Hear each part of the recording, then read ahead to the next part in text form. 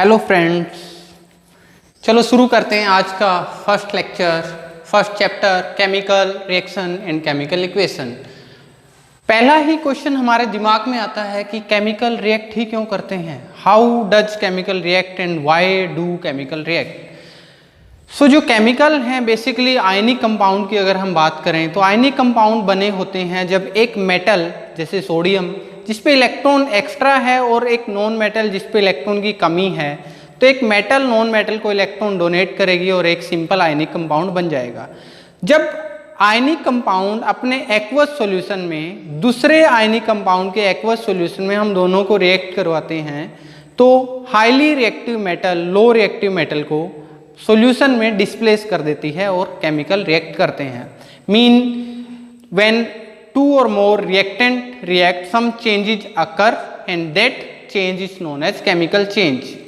तो इससे पहले हम बात करते हैं कि चेंजेस दो टाइप के होते हैं, physical change and chemical change. Physical change आपने पहले पढ़ा होगा कि वह चेंज जिसमें कोई नया प्रोडक्ट नहीं बनता, any reaction in which no new product has formed, just only one state changes to another state. Solid liquid में चेंज हो जाना, जैसे मेल्टिंग ऑफ आइस, सॉलिड का लिक्विड में चेंज हो जाना। No new product has formed, ice भी water है, H2O फॉर्मूला रहेगा और जो H2O है लिक्विड फॉर्म में उसको हम पानी बोलेंगे, वाटर बोलेंगे। Chemical change are those changes in which new product are formed, right. Then what are chemical reaction?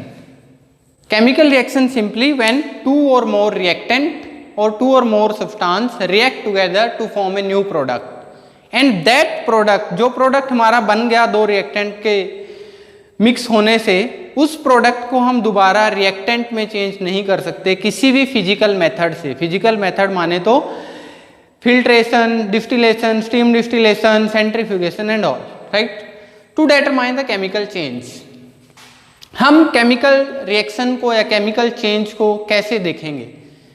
First is change in colour. अगर दो रिएक्टेंट रिएक्ट करते हैं और जो प्रोडक्ट बना कोई चेंज इन कलर हमें नोटिस होता है तो इट मीन्स केमिकल रिएक्शन हो सकती है। Second is change in temperature.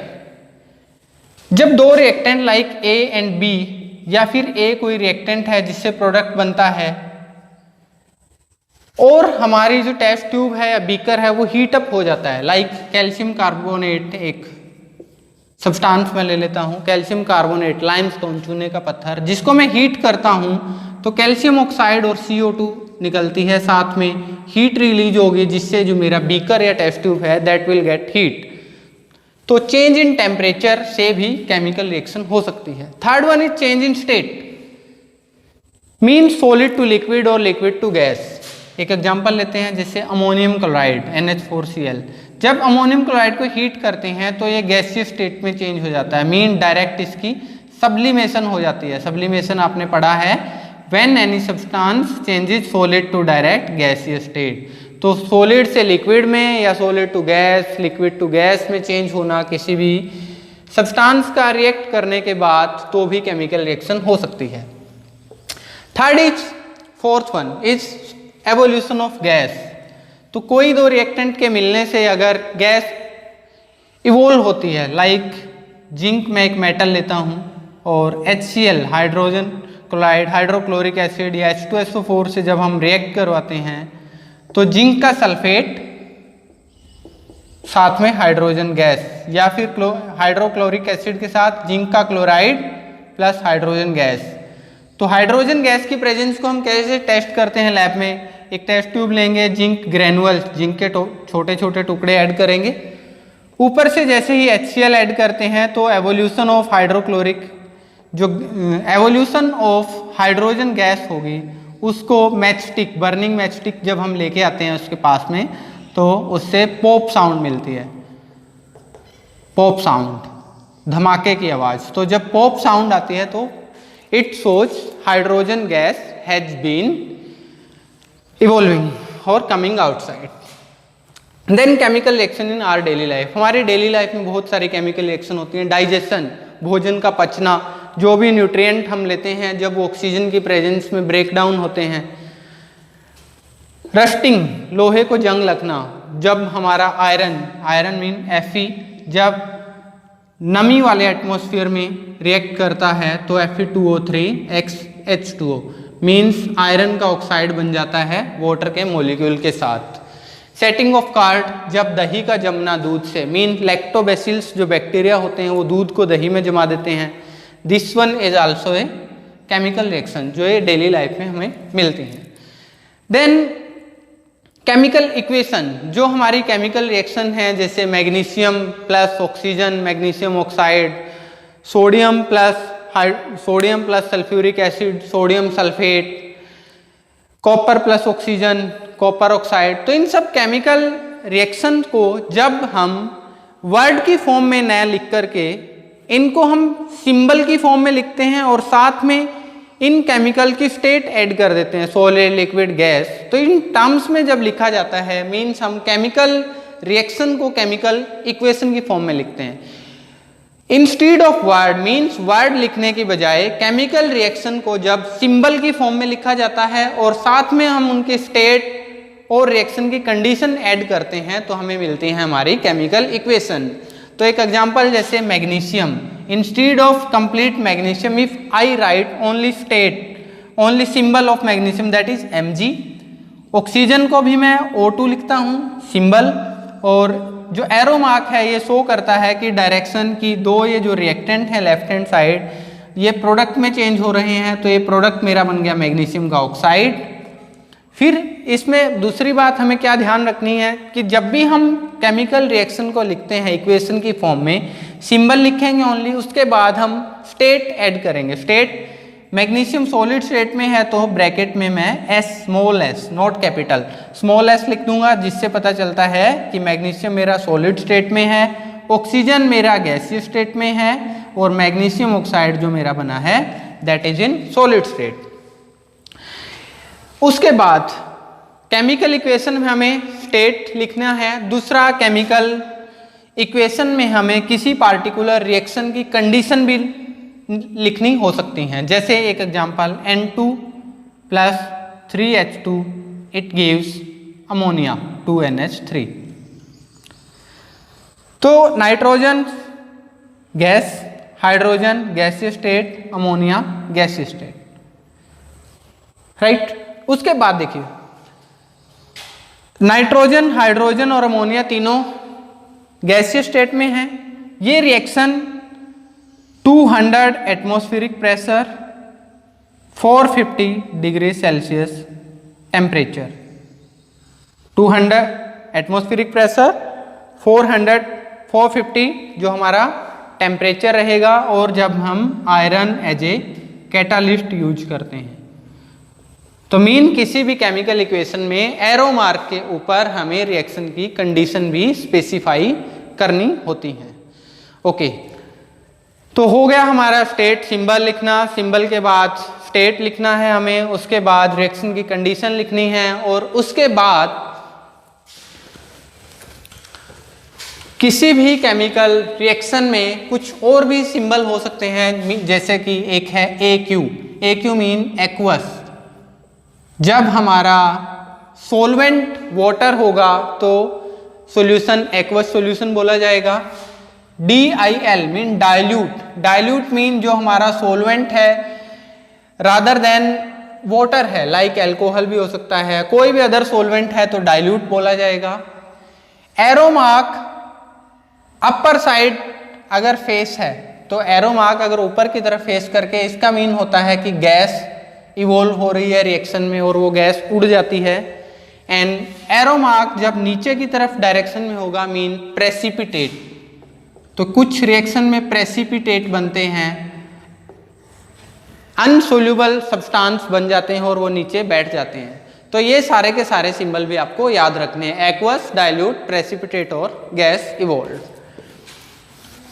तो हमें पता चल गया कि केमिकल रिएक्शंस को इक्वेशन की फॉर्म में क्यों लिखते हैं। उसके बाद हम बात करते हैं केमिकल रिएक्शन को बैलेंस करना। तो बैलेंसिंग सीखने से पहले हमें ध्यान रखना है, हमें ये पता होना चाहिए कि हमें केमिकल रिएक्शन को बैलेंस क्यों करना पड़ता है। तो चलो सीखते हैं। कोई दो रिएक्टेंट मैंने लिया A और B और प्रोडक्ट मेरा बन गया C। मैंने क्या किया, 50 ग्राम मैंने ए लिया, 50 ग्राम ही मैंने बी लिया। तो according to law of conservation of mass मेरा जो प्रोडक्ट है वो 100 ग्राम होना चाहिए। तो इसीलिए किसी भी केमिकल रिएक्शन में amount of substance that has reacted should be equal to amount of product that has formed. Total reactant और टोटल जो प्रोडक्ट है उन दोनों का मास सेम होना चाहिए। This is law of conservation of mass. इसीलिए हमें केमिकल रिएक्शन को बैलेंस करना पड़ता है। तो चलो सीखते हैं केमिकल रिएक्शन को बैलेंस कैसे करेंगे। एक सिंपल रिएक्शन लेते हैं, N2 plus H2 gives 2NH3। This is nitrogen गैसीय स्टेट, हाइड्रोजन गैस और अमोनिया गैस जब बनती है। तो हम स्टेप में सीखेंगे। फर्स्ट स्टेप में हमें करना होता है कि एक टेबल बनाएंगे और उस टेबल में सबसे पहले 3 कॉलम लिखेंगे। 3 कॉलम में हम फर्स्ट कॉलम में लिखेंगे सिंबल ऑफ एटम। तो एटम, टोटल एटम कितने यूज हो रहे हैं, नाइट्रोजन हाइड्रोजन। तो नाइट्रोजन का N सिंबल होता है, हाइड्रोजन का S। देन सेकंड कॉलम में number of atom in left hand side. तो अलग अलग एटम के लिए, अब नाइट्रोजन कितना हुआ 2, नाइट्रोजन हमारे पास 2 एटम यूज हो रहे हैं, हाइड्रोजन 2 एटम। ऐसे ही प्रोडक्ट वाली साइड, तो number of atom on product side. तो प्रोडक्ट साइड कौन कौन से एटम है, नाइट्रोजन कोफिशिएंट 2 है तो 2 होंगे, हाइड्रोजन कोफिशिएंट 2 है मल्टीप्लाई हो जाएगा तो हाइड्रोजन 6 हो जाएंगे। इसके बाद हमें थर्ड स्टेप में देखना है हीट एंड ट्रायल मेथड से कि नाइट्रोजन लेफ्ट हैंड साइड भी 2 है मेरे और हाइड्रोजन भी 2 है, mean already balanced. Hydrogen left side में 2 है और प्रोडक्ट वाली साइड में 6 हैं। इट मीन्स मुझे अगर इसको मैं 3 से मल्टीप्लाई कर दूं तो ये मेरा 6 आ जाएगा, मीन्स हमारे नंबर ऑफ हाइड्रोजन बैलेंस हो जाएंगे। तो जो ओवरऑल मेरी रिएक्शन होगी N2H2 2NH3, तो मैंने क्या कर दिया, हाइड्रोजन के सामने 3 लगा दिया, तो ये मेरी इक्वेशन बैलेंस हो गई। तो इसी तरीके से बाकी रिएक्शन आप बैलेंस कर सकते हैं। बुक में बहुत सारी रिएक्शन दी हुई हैं और एक्सरसाइज में से भी कुछ रिएक्शन जो बैलेंस करने को दी हुई हैं आप उनको बैलेंस करके प्रैक्टिस कर सकते हैं। नेक्स्ट टॉपिक है हमारा types of chemical reaction. Chemical reaction के टाइप, जो फर्स्ट टाइप है कॉम्बिनेशन रिएक्शन और एडिशन रिएक्शन भी हम इसको बोल सकते हैं। Combination reaction, addition reaction. Combination as the name indicate कि जब हमारा कोई भी रिएक्टेंट, एक या 2 रिएक्टेंट मिलकर के एक सिंगल प्रोडक्ट C बनाते हैं। तो एक एग्जांपल मैं लेता हूं, कैल्शियम ऑक्साइड है सॉलिड स्टेट में, जब कैल्शियम ऑक्साइड में वाटर लिक्विड स्टेट में ऐड करते हैं तो मेरा कैल्शियम हाइड्रोक्साइड बन जाता है। तो calcium oxide is also known as quicklime. Water add करने पे स्लैक लाइम बन जाएगा, बुझा हुआ चूना जिसको बोलते हैं। It means when 2 or more reactant react together to form a single product. तो this is example of addition reaction. ऐसे ही कॉपर प्लस ऑक्सीजन को रिएक्ट करवा के आपको कॉपर ऑक्साइड मिल जाएगा, मैग्नीशियम प्लस ऑक्सीजन को रिएक्ट करने से मैग्नीशियम ऑक्साइड बन जाएगा। तो आप और एग्जाम्पल भी ऐसे ही ऐड कर सकते हैं। डेफिनेशन कैसे रहेगी, when 2 or more reactant react together to form a single product it would be combination reaction. Then second type of reaction will be decomposition reaction. Decomposition mean breaking down, mean simple हमारा कोई हमारे पास product है और जब वो product break down हो जाता है और प्रोडक्ट जब हमारा जो एक रिएक्टेंट है, मीन्स जिस तरीके से कैल्शियम कार्बोनेट, लाइमस्टोन है, कैल्शियम कार्बोनेट को हीट करेंगे तो कैल्शियम ऑक्साइड प्लस CO2 बन जाएगा। So when any reactant break down to form 2 or more product, it is known as decomposition reaction. Another example is ferrous sulfate, FeSO4 7H2O. Iron का sulphate, whenever it is heated it form Fe2O3 iron oxide solid plus sulfur dioxide gas plus sulfur trioxide gas. So these are the example of decomposition reaction. Third example we will discuss